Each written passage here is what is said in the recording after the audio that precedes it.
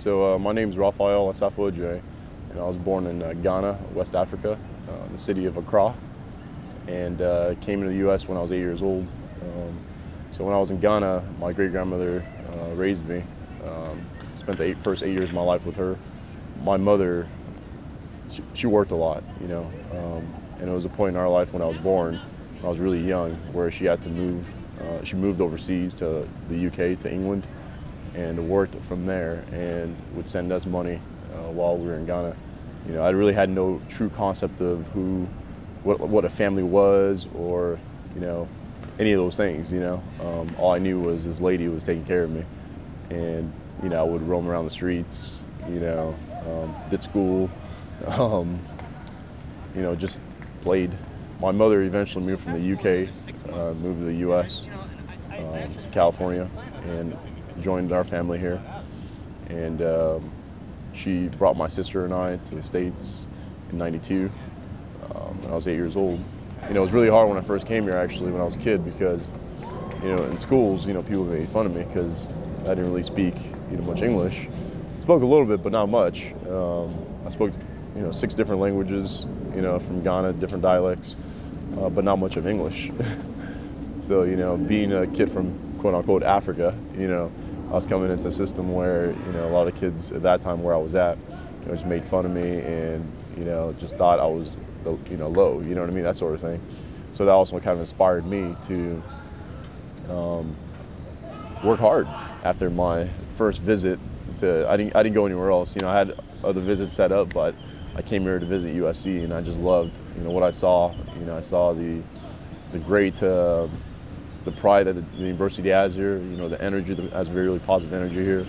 Academics really fantastic, and obviously a great athletic program here. 29 national titles, track team here. And my freshman year, we actually had Pac-10s here, and I remember just coming up right off of this 150 here, coming off the curve.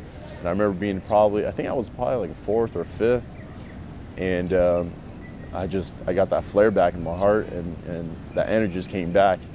And I just remember just, coming off the turn, just really picking it up. And I remember the crowd just, the energy of this place was just incredible. And I just fed off of that. And so coming off, freshman year, going into sophomore year, I was really excited. I was like, here we go. Now I'm back, And then after that, I got hurt. And I had a tibia stress fracture, so my season was done. And that was a really hard time for me, because here I was, I had 1 year, everything worked out, and then bam, I'm back, and now I've got another injury. I actually specifically remember walking down by Heritage over here, and I had crutches, and I was really, really sad. And I saw Mr. Garrett, the athletic director at the time, and he looks at me and says, what are you sad about? I said, well, I said, sir, I got hurt again, and I'm not gonna be able to help the team out this year, and just not feeling too good about it, And he looks at me, he says, son, you have an extra year of education, make something of it. And I ended up graduating in 2007. I ended up getting my bachelor's in urban planning development and my master's in planning with focus on economic development. So that was a real blessing, being here and being able to do that, through the university and through my scholarship that I had. They were able to pay for all that.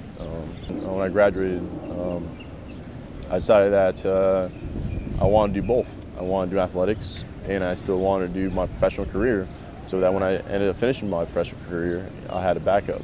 My days, were jam-packed. I'd wake up every day at 4:30, or at least Monday, Wednesday, Friday, I'd wake up at 4:30 in the morning, and we would train at 5:30 in the morning. 5:30, about 7:15, and then I'd be in the office, because it wasn't too far from my office, so I'd be in the office by 7:45. I'd work from 7:45 to about 11:45, 12-ish. I'd go train again from 12 to 12:45. I'd go for a run, and then I'd be back in the office by 1:15. 1:15 to about 6:45, 7:30. I'd leave the office, and then I'd get to the gym about 8 o'clock, and then I would do a session in the gym from about 8-ish to about 9:30. I'd go in there and do some weights. I would get in the pool. I'd swim.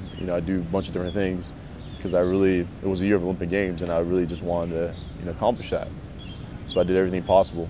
So I'd probably get home roughly about 10 o'clock. every day, 10:30. And in addition to that, I also was very passionate about business, starting little side gigs that I always desired. So in the middle of the night, I would just randomly build websites and come up with different business ventures that, interested me. So I would do these things, and I'm the type of person that sleep about 3-4 hours a night.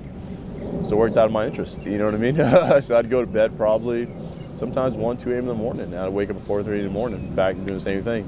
The thing was I was to compete for Ghana, so all I had to do was meet the qualifying time.